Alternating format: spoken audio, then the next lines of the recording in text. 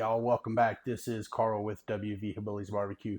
So today we're going to try something that I've been wanting to try for a while now. We're going to throw a meatloaf on the smoker. So what I've done, I've got 2 pounds of 80/20 ground beef. I've got about a half a pound of sausage.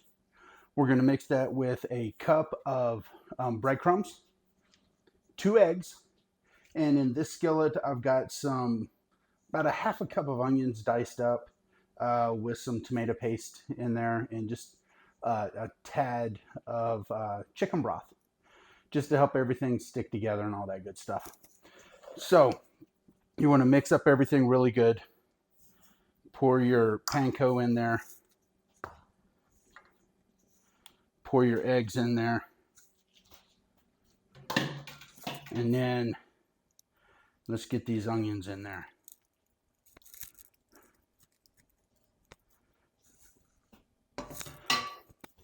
And then you just want to incorporate it really well. Okay, that looks pretty good. So I'm going to put it on this pan for now so I can try to get it formed and packed in real good.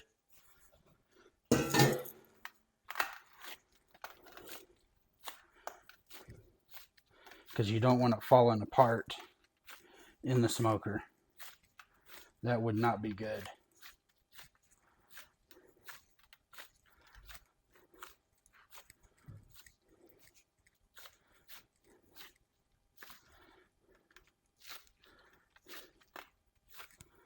Okay.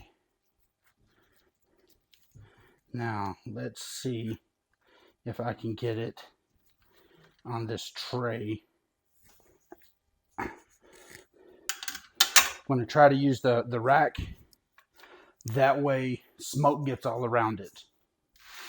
So, got my smoker set at 225. And we'll be back here in a minute as soon as it's up to temp when we put this on the grill. Okay, guys, the Traeger's come up to temp. It's sitting at 225. So the last thing I'm going to do before I stick this on the smoker is I am going to put some Blue Hog's original barbecue sauce on top of it. It should make it taste just that much better.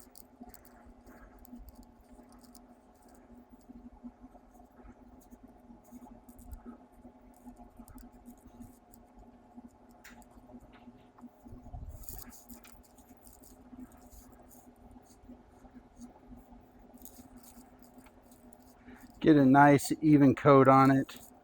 Make sure you get it all over.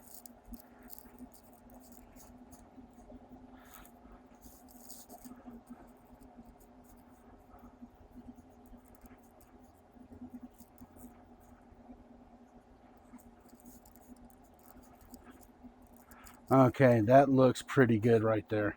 Then what we're going to do when we finally get to the end, probably about the last 20-30 minutes, we're going to go ahead and we're going to put some more on there and let that glaze over it.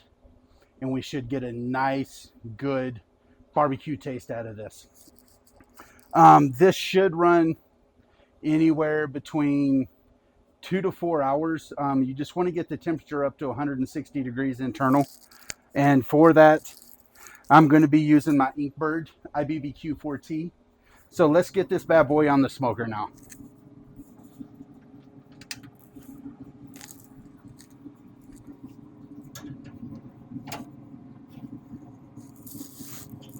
And you want to put the probe right in the middle of the meat. That's where you want it to make sure it's done. If it's not in the middle, you're not going to get a good reading, and the middle of this meatloaf will be undone.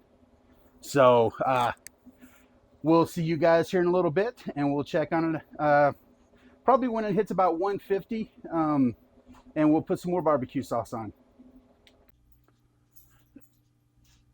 Okay, guys, welcome back. So it's been roughly about 3 hours now. 2 hours in, I cranked up the heat because I was starting to get hungry. Cranked it up to 350. At about 145 degrees internal temp, I went out and I just put a bunch of barbecue sauce on the top of the meatloaf. So now let's cut this thing and let's see what this looks like.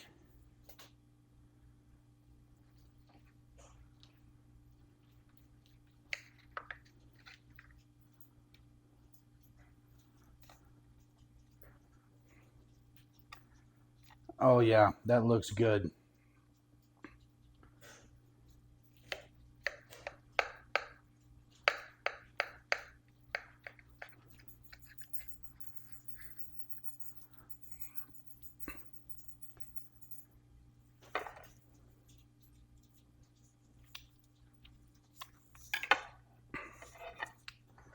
So you can see a faint smoke ring around it.